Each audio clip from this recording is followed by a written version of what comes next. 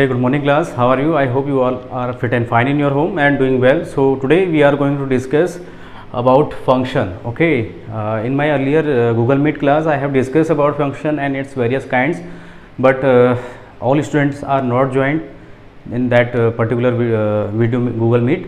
So I'm again starting this topic from the very starting point. So first we will discuss what is a function. Okay, so basically the definition of function is, what is a function? A function is nothing but a mapping. Okay, a function is a mapping.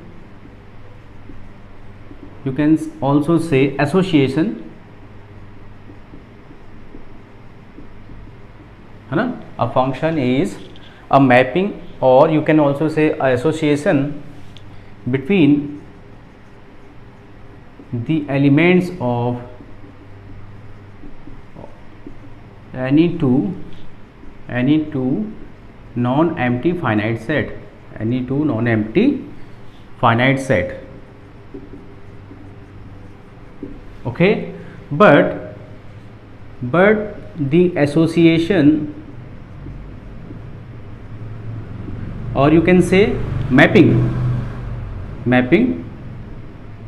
should be unique,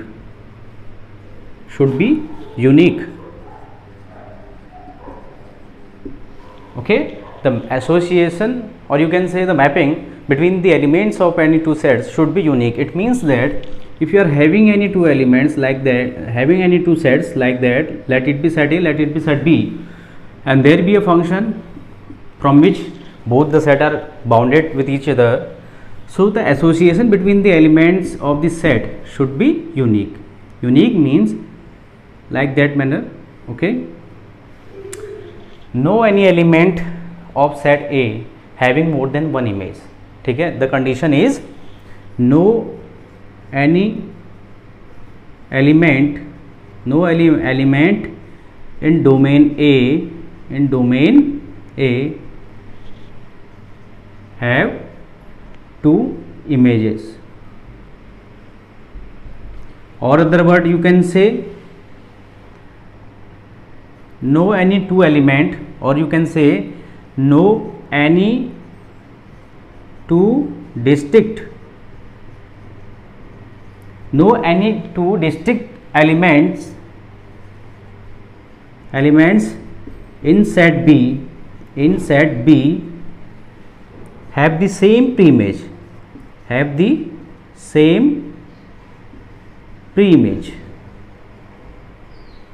As I told you earlier while we have discussed about relation, what is domain, what is range, and what is codomain. I'm again repeating all these things. Let suppose this pictorial diagram is denoting set A and this is set B, and let there be a function which is defining from set A to B. What does it mean? It means that a function f is such that, है ना? This is the indication of such that. Okay, so a function f is defining such that from a non-empty set A to a non-empty set B. We can also rewrite it like f of A equal to B. Okay, f of A is equal to B. We can also rewrite it like that manner. So basically, what is the domain? Domain is the set of inputs. We can say, what is domain? Domain is the collection, or you can say set of inputs which we provide to the function, है ना? Whatever the function you have, कोई भी function आपके पास हो सकता है. y is equal to f x, basically हम function को डिनोट करते हैं y is equal to f of x. ठीक है, y is equal to f of x means y is a function of x, y is a function of x. So set of all input, है ना, set of all inputs, whatever the inputs you are providing to this element x are known to be domain, and the corresponding output, आपने x को 1 दिया तो corresponding output जो y की value I f of 1, so the corresponding output, or you can say the collection of corresponding output is known to be a range, है ना? The collection of, suppose करिए there is a function, है ना, there is a function fx is equal to x, suppose let it be, there is a function fx is equal to x, and I am giving and this function is defining from R to R, this function is defining from R to R. ठीक है, real number से real number में define है। Suppose करिए मैंने यहाँ 1 दिया, तो x की जगह पे 1 जैसी रखूंगा मैं यहाँ पे, so f of 1 is equal to 1, यानी y की वैल्यू 1 आ गई। अगर मैं x की जगह पे 2 वैल्यू रखूंगा यहाँ पे, ठीक है, तो f of 2 is equal to 2, है ना।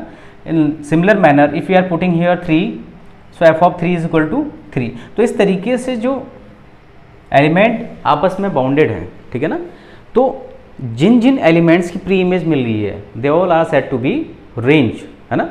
And the whole set A is known to be a domain and the whole set B is known to be codomain.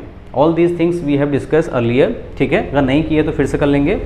तो basically what is the definition of a function? A function is nothing but a mapping and association between the elements of set A and B in such a manner no two element of set A having the same pre-image. set A के कोई भी दो element ऐसे ना हो जिनकी no any element of set A is having more than one image, है ना। सेट ए का कोई भी एलिमेंट ऐसा नहीं होना चाहिए जिसकी एक से ज़्यादा इमेज यहाँ बन रही हो, ठीक है।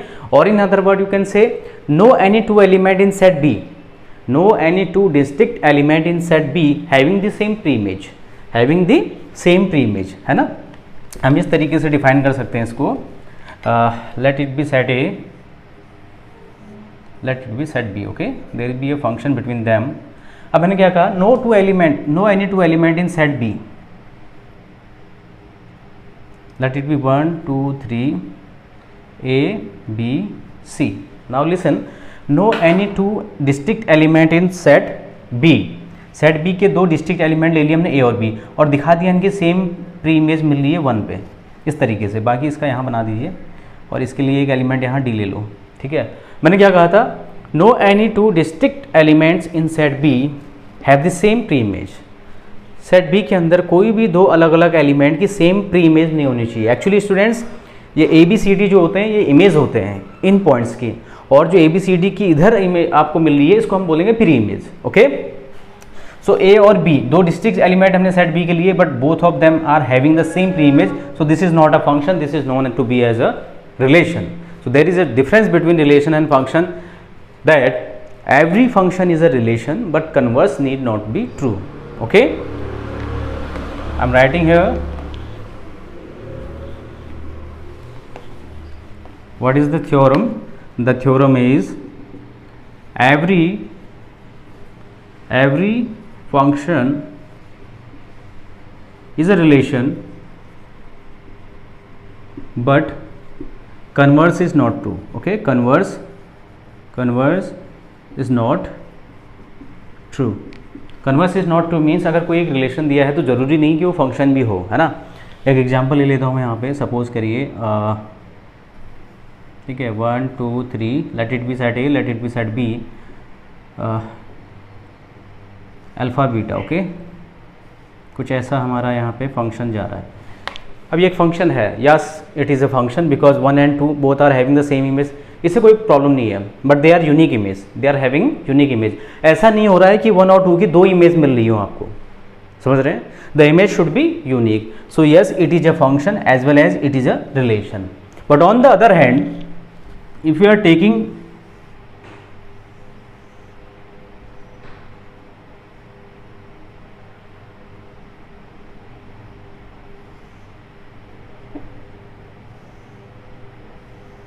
that kind of example, suppose this is 1, this is 2, let it be A B and C. Now see f of 1 means 1 की इमेज कहाँ बन रही है, A में, and the second thing is f of 1 is also equal to B. Now listen, one is having two images here, element 1 is having more than one image, it means element 1 having two image here, एक image इसकी A पे बन रही है और एक B पे बन रही है। या फिर in converse way you can say two distinct element in set B are having the same pre image, so this is not a function बेटा, this is only a relation. relation तो 1 का A B C के साथ भी हो सकता है, सो relation में यहाँ पे कोई मैटर ही नहीं है, ठीक है, but this is not a function, this is only a relation, okay. Till then pause the video and take the screenshot.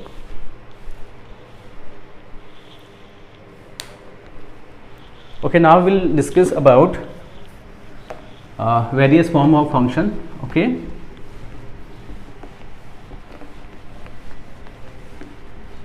now we'll discuss about various forms of function.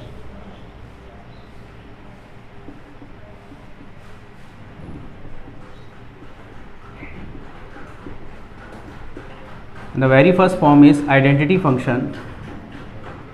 Identity function.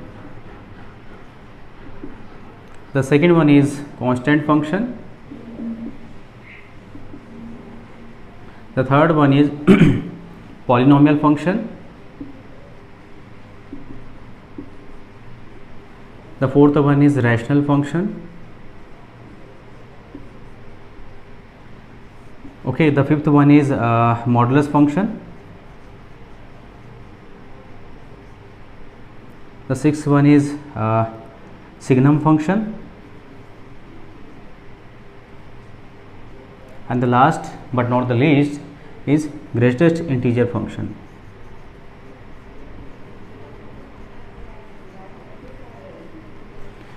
So there are a lot of more functions are there, but in your syllabus only 7 functions are there. The very first is identity function, the second one is constant function, the third one is polynomial function, the fourth one is the rational function, the fifth one is the modulus function, the sixth one is a signum function, and the seventh one is greatest integer function. So we'll discuss one by one about each one of them. Okay, starting for the very first, which is identity function. Okay,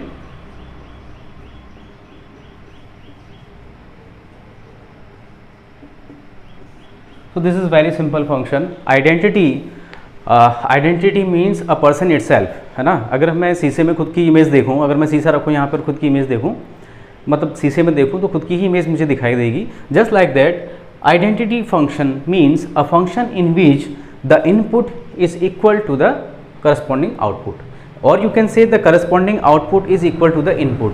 एक ऐसा function जहाँ पे input और output दोनों की value same हो जाए उसको हम बोलते हैं आइडेंटिटी फंक्शन. कैसे, समझिए. A function defined as y is equal to x, where function is defined from real number to real number, is said to be identity function. Okay, a function defined as y is equal to x, or somewhere you can also write it like f of x is equal to y, है ना. you can also write it like f of x is equal to y. ठीक है, क्योंकि y जो होता है वो x का ही एक फंक्शन होता है ना. y is a function of x. सो अगर ऐसा ना लिखा होगा तो ऐसे कुछ लिखा होगा f x is equal to x, है ना. तो इससे कंफ्यूज नहीं होना है आपको. ठीक है, they are denoting same thing, है ना. y is equal to a function of x, y x का एक फंक्शन होता है, तो y is equal to x लिखें या f x is equal to x, बात एक ही है यहाँ पे. ठीक है, सो function defined as y is equal to x, where the function f is defining from real number to real number, जहाँ पे आपका फंक्शन जो है रियल नंबर से रियल नंबर में डिफाइन हो रहा है. इसका मतलब ये है कि ये जो आइडेंटिटी फंक्शन है इसके लिए डोमेन भी रियल नंबर है और कोडोमेन भी रियल नंबर है. समझ रहे हैं बात को. Is said to be identity function. अब मैंने यहाँ पे आपसे बात कही थी कि when we are talking about identity function, then I told you in case of identity function the input and corresponding output both will be equal. कैसे कहा था, देखिए यहाँ पे टेबल बनाते हैं. ठीक है, ये x है, ये y है. ठीक, now put the values. If you are putting, अब क्या है, डोमेन क्या है इसका, डोमेन इसका है set of real number. It means we can put any real numbers here, है ना. सो अगर मैं यहाँ पे 1 रखूँ तो करस्पॉन्डिंग वैल्यू y की क्या आ जाएगी भाई, 1 ही आएगी. चेक कर लो. अगर मैं x की जगह यहाँ पे 0 रखूँ तो करस्पॉन्डिंग y की वैल्यू भी क्या आने वाली है, 0 ही आने वाली है. ओके, अगर मैं यहाँ पे x की जगह -1 रखूँ तो करस्पॉन्डिंग y की वैल्यू भी क्या आएगी, -1. तो इस तरीके से आप देख पा रहे होंगे whatever the input we are providing here we are getting the same output. तो इस तरीके से मेरे ख्याल से 3 पॉइंट बहुत होते हैं ग्राफ को प्लॉट करने के लिए. सो इसका जो ग्राफ बनेगा यहाँ पे x axis, y axis, this is the origin. Okay, now see the first point, origin 0,0. This is the first point. Okay, now the second point is 1,1. सो ये 1 x एक्सिस में एंड ये 1 y एक्सिस में. सो ये point यहाँ कहीं पे मिलेगा आपका 1, and the last point is -1, -1. So this is a negative -1 and this is here -1. So इसको नीचे इसको इधर बढ़ाएंगे तो ये पॉइंट यहाँ कहीं मिलेगा हमें -1, -1. नाउ ऑन कुछ इस तरीके से कर्व जाता है बेटा, ठीक है, पॉइंट थोड़ा ऊपर नीचे हो रहा है, ठीक है, तो इस तरीके से कर्व जाता है. This is identity function y is equal to x which is defining from the real number to real number. Okay, till then pause the video and take the screenshot of it. Okay, now the next function is constant function. Okay,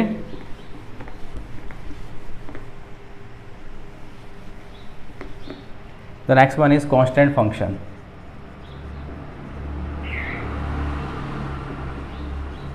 So it is clear from the name, a function of the kind y is equal to c, है ना, where c is any constant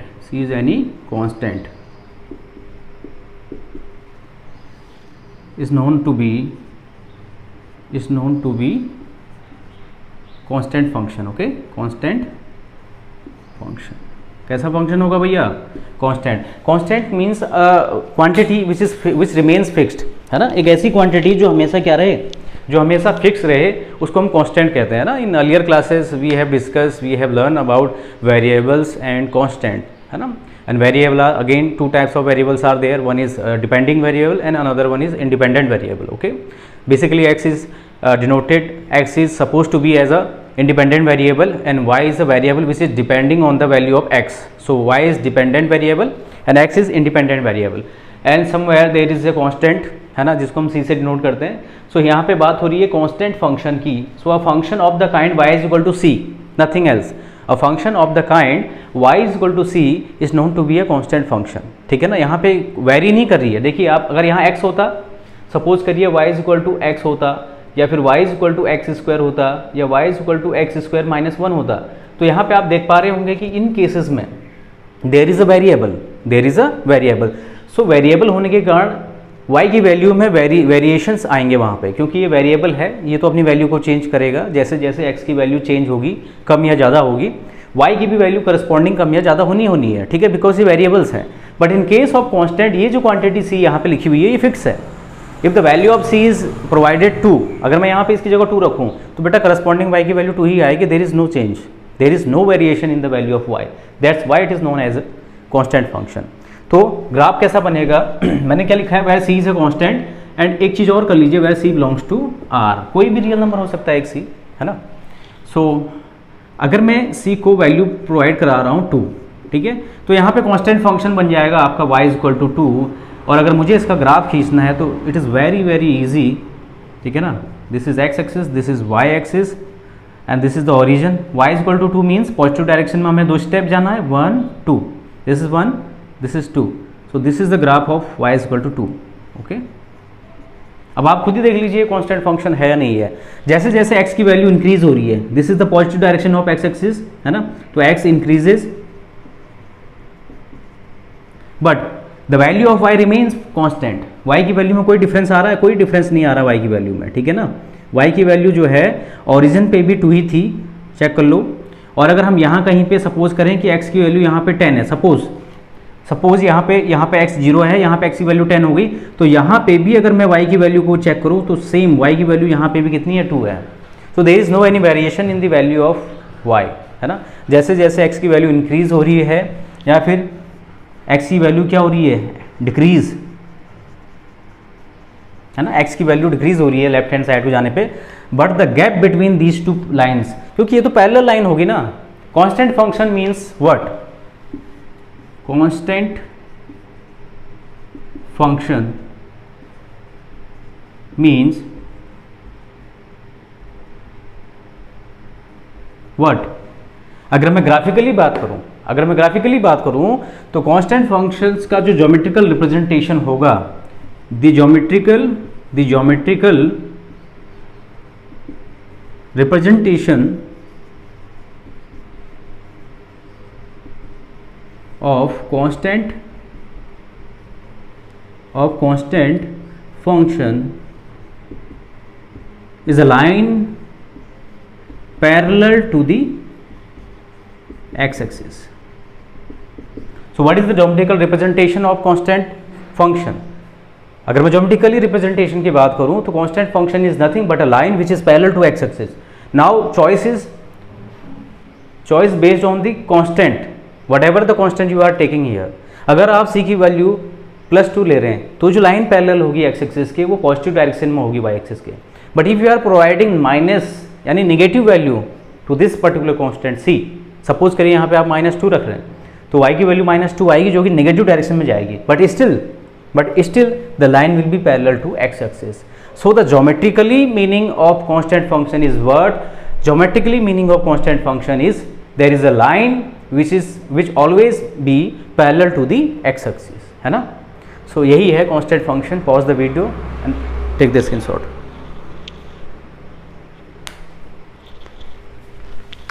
Okay, the next one is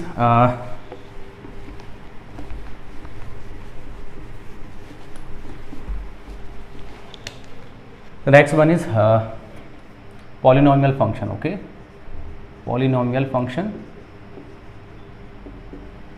So a function defined from R to R means एक function जो कि real number से real number में define है.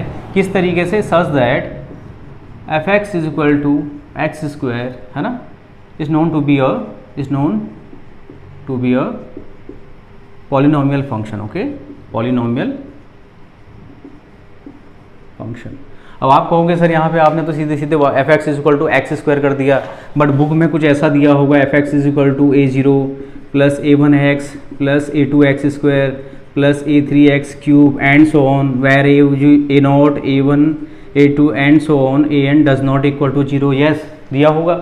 Because मैं इसलिए नहीं इसको नहीं लिख रहा हूँ, because you can clearly check here, this is a polynomial function. So by the name of polynomial it is clear in our mind that polynomial is something which is in the form of variable x and having more than one exponent, है ना, जिसका exponent एक या एक से ज़्यादा हो.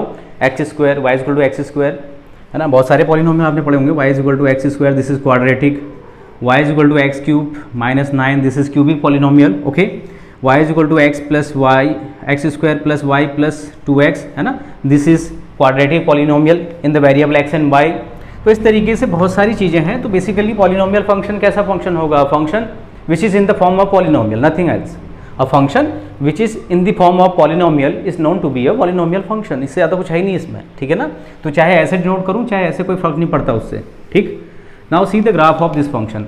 Since this function is again defining from the real number to real number, means इस फंक्शन का जो डोमेन है वो भी रियल नंबर है और जो को डोमेन है वो भी रियल नंबर है. ठीक है ना, कोई इशू नहीं है यहाँ पे, कोई भी रियल नंबर आप यहाँ पुट कर सकते हैं, है ना. By domain, what is the meaning of domain? अगर मैं डोमेन की बात कर रहा हूँ, it means I am looking about the values of x which can I provide here, which can I put here, है ना. फंक्शन में एक्स की जगह पे जो वैल्यूज मैं पुट कर सकता हूँ वो सारी वैल्यूज, वो सारे कलेक्शंस, है ना. इसीलिए जब मैंने डोमेन की बात की थी, मैंने एक चीज़ लिखा हुआ था कि what is domain. Basically domain is nothing, it is the collection of inputs. It is the collection of inputs, है ना, inputs which we provides to the function, है ना. फंक्शन में, है ना, फंक्शन क्या है यहाँ पे? F x equal to x square, ये है फंक्शन आपका. तो फंक्शन में जो हम वैल्यूज, जो इनपुट्स हम प्रोवाइड करा रहे हैं, whatever the inputs we are providing here, whatever the inputs we are giving to the x, इन सभी का कलेक्शन डोमेन है ना. And what is the range? Range is nothing but the corresponding outputs. रेंज क्या है? आपने इसको इनपुट दिया, इनपुट देने के बाद इसकी कुछ ना कुछ वैल्यू तो आएगी ना यहाँ पे y की. तो इसको इनपुट देने पे जो करस्पॉन्डिंग y की वैल्यू आपको मिल रही है वो रेंज है. और कोडोमेन की अगर मैं बात करूँ तो पूरा का पूरा जो सेकंड हाफ वाला सेट है ये पूरा का पूरा कोडोमेन में आ जाता है. बहरहाल, so now see the graph of this function. हमने पॉलिनोमियल ले लिया f x equal to x square, तो हम इसको ऐसे भी लिख सकते हैं y equal to x square. अब इसका कुछ पॉइंट्स रखते हैं यहाँ पे, है ना, y x, ठीक है. So if we are taking x 0 है ना, then the corresponding value of y is also 0. If you are taking x here 1, then value of y will be 1. If you are taking here x minus 1, then again y is plus 1 because this is a square quantity. और अगर मैं यहाँ पे लूँ x is equal to 2, then the corresponding value of y is 4. और x अगर मैं लूँ यहाँ पे minus of 2, then the corresponding value of y is minus 2 square again 4. तो कुल मिला के इसका जो ग्राफ बनेगा बेटा आप चेक कर लेना, ठीक है. तो एक पैराबोला का शेप बनेगा, है ना, एक पैराबोलिक शेप बनेगा, ठीक है. पैराबोलिक शेप बोलते हैं इसको. We will discuss about it while we are going through the conic section chapter, ठीक है ना. सो एक पैराबोलिक कर्व आपको मिलेगा, निगेटिव डायरेक्शन में नहीं जाएगा ये ग्राफ. वाई? बिकॉज वाई की वैल्यू निगेटिव मिल ही नहीं सकती ना, क्योंकि y is a perfect square. That's why the graph will be a parabolic shape. Okay, U shape इसको बोल सकते हैं. Pause the video and take this screenshot. Now the next is rational function. Okay,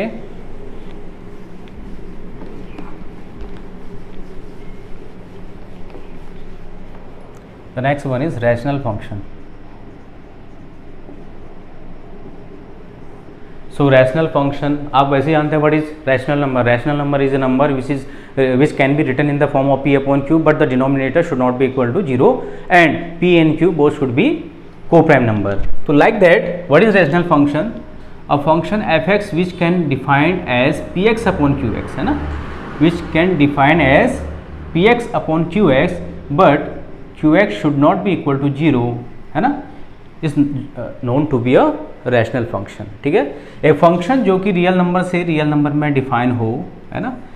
जितने भी functions आप पढ़ोगे ना, जितने भी फंक्शंस आप पढ़ोगे वो सारे रियल नंबर से रियल नंबर में ही डिफाइन होंगे, बट कहीं कहीं पे डोमेन और रेंज में कुछ एक चेंजेस होंगे, but the changes should based on the function. Function कैसा दिया है उस पर बेस्ड होते हैं. यहाँ पे जो डोमेन और रेंज में चेंजेस होते हैं वो हम डिस्कस करेंगे बाद में. So a function f(x) which can be written in the form of px upon qx where qx should not be equal to 0 is known to be a rational function. Okay. Now see, we are taking here a function f(x) is equal to 1 upon x. हमने एक function लिया f(x) is equal to 1 upon x. This is a rational function because this is in the form of px upon qx. अब आप कहेंगे sir px ये तो 1 है, तो 1 इज अगेन अ फंक्शन बेटा, कांस्टेंट फंक्शन बोलते हैं इसको. नीचे तो x दिख ही रहा है आपको, ठीक है. तो अगर मैं इसके डोमेन और रेंज की बात करूं, है ना, इसकी मैं डोमेन और रेंज की बात करूं कि इसका डोमेन क्या होगा और इसका रेंज क्या होगा, तो बेटा again I am telling you what is domain. Domain is nothing but the set of inputs which we can provide to the function.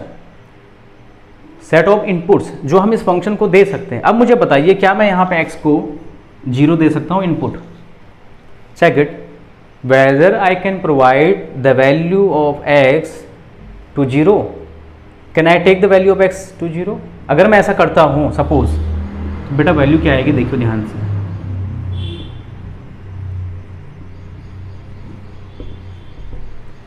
It will tends towards infinity, means undefined. तो ऐसी situation नहीं आनी चाहिए.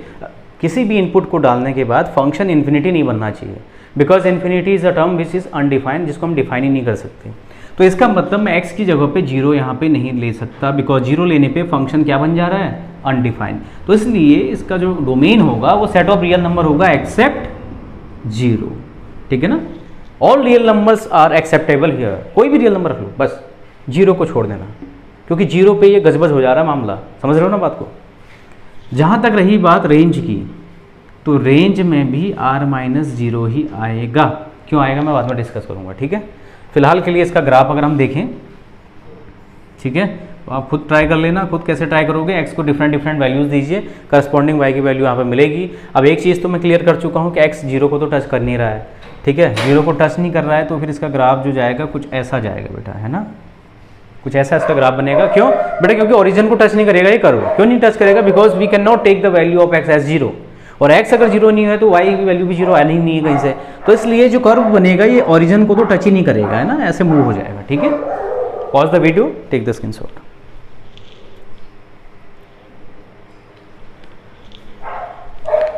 Now the next function is modulus function. Modulus function. Okay.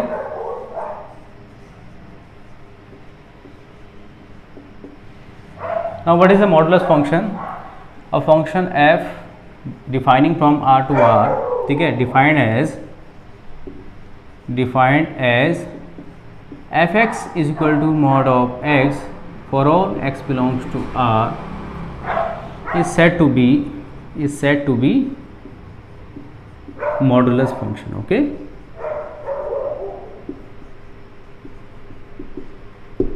क्या लिख दिया हमने, ध्यान से देखें, मैंने बताया आपको सारे फंक्शन चाहे वो कोई भी फंक्शन हो वो हमेशा रियल से रियल में ही डिफाइन होगा, बट कुछ एक चेंजेस हो सकते हैं। जैसे इससे पहले वाले फंक्शन में हमने देखा था रैशनल फंक्शन में when we have taken the function as 1 upon x, then the domain is somehow modified because domain में से हमने 0 को एलिमिनेट किया था। तो ऐसे यहाँ पे भी है फंक्शन जो कि रियल से रियल में डिफाइन है, क्योंकि यहाँ कोई प्रॉब्लम है नहीं ऐसी कि हम ये नंबर रखें ये ना रखें, कोई भी रियल नंबर आप रख सकते हैं, all real number are acceptable here. So a function defining from r to r such that fx is equal to mod of x, है ना। ये जो नोटेशन होता है ये नोटेशन होता है किसका, मॉड का, है ना। ये नोटेशन किसका होता है, मॉड का। अब इस डब्बे के अंदर या समझ लीजिए जो वर्टिकल बार हैं इनके अंदर अगर वेरिएबल x है तो आप मॉड x बोल दोगे, अगर इनके अंदर y है तो आप इसको मॉड y बोल दोगे, समझ रहे हो बात को। तो इस तरीके से अब इसकी प्रॉपर्टी होती है बेटा मॉड की, है ना। मॉड की क्या प्रॉपर्टी होती है, ध्यान से समझेंगे। इसकी प्रॉपर्टी सिर्फ इतनी है कि इसके अगर हम कोई भी नेगेटिव वैल्यू देंगे इसको, है ना, अगर हम इसके अंदर कोई भी नेगेटिव वैल्यू ले रहे हैं बेटा, ठीक है, कोई भी नेगेटिव वैल्यू इसके अंदर है तो बेटा ये उसको किसमें, ये उसको चेंज कर देगा किसमें, पॉजिटिव वैल्यू में। किसमें चेंज कर देगा, पॉजिटिव वैल्यू में चेंज कर देगा। ये इसकी एक खासियत है कि हम इसको कोई भी अगर नेगेटिव इनपुट दे रहे हैं, मीन्स अगर यहाँ पे मैंने एक मॉड लिया है ना, अब मैं इसको दे रहा हूँ कैसे, negative inputs, okay, I am giving him negative inputs, तो यहाँ से जो निकल के आएगा वो कैसा आएगा, पॉजिटिव आउटपुट्स। आ रही बात समझ में, ठीक है। जैसे फॉर एग्जांपल मॉड -1 +1 हो जाएगा, मॉड -2 +2 हो जाएगा, मॉड ऑफ -3 +3 हो जाएगा। इस तरीके से मॉड ऑफ -1/2 कितना, +1/2 हो जाएगा, है ना। मॉड ऑफ 0 ये तो 0 ही होगा, मॉड ऑफ 1 तो ऑलरेडी पॉजिटिव है तो इसलिए प्लस ही रहेगा। तो इस तरीके से बेसिकली अगर मैं मॉड की बात करूं तो मॉड की एक ही खासियत है कि नेगेटिव नंबर को पॉजिटिव में चेंज कर देता है। कैसे ये ब्रेक होता है आइए देखते हैं इसको, कैसे ब्रेक होगा ये, ठीक है। देखिए ध्यान से, fx is equal to mod of x, ठीक है। देखिए when x is greater than 0, जब यहाँ पे जो अंदर क्वांटिटी है x की जगह पे जो भी क्वांटिटी है वो ग्रेटर देन 0 मीन्स पॉजिटिव है, तब तो इसकी वैल्यू सीधे सीधे मॉड x की x ही होगी। आ रही बात समझ में। When x is equal to 0 means अगर यहाँ पे हम 0 रख दें तो अभी हमने देखा मॉड ऑफ 0 की वैल्यू कितनी थी, 0, तो बस इसकी वैल्यू कितनी हो जाएगी वहाँ पे, 0, ठीक है।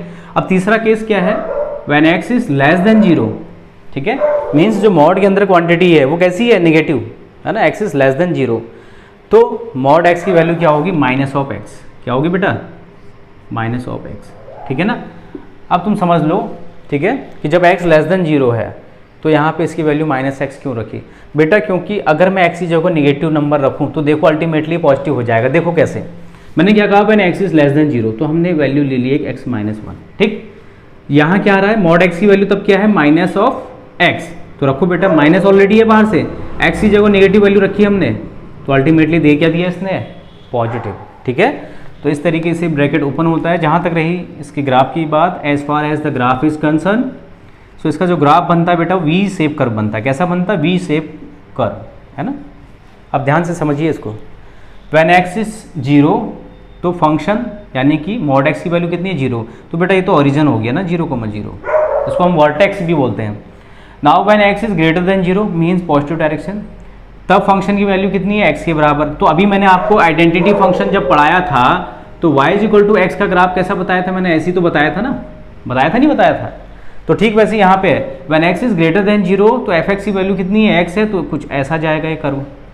When x is less than 0, जब x लेस देन 0 है तब फंक्शन की वैल्यू क्या है, -x, तो यानी कुछ ऐसा ग्राफ जाएगा। ये हो जाएगा y is equal to -x, ये हो जाएगा y is equal to x, है ना। तो इस तरीके से आप देख रहे होंगे एक वी शेप कर्व आपको यहाँ पे मिलता हुआ दिखाई देगा। कंफ्यूज होने की जरूरत नहीं है बेटा, अगर ऐसे समझ में नहीं आ रहा तो इस तरीके से इनपुट्स दे देना, तब भी ये ग्राफ बन जाएगा। सो this is all about from today's video lecture. Next video lecture we will discuss the remaining part of this particular exercise. Till then, bye bye, take care and stay safe.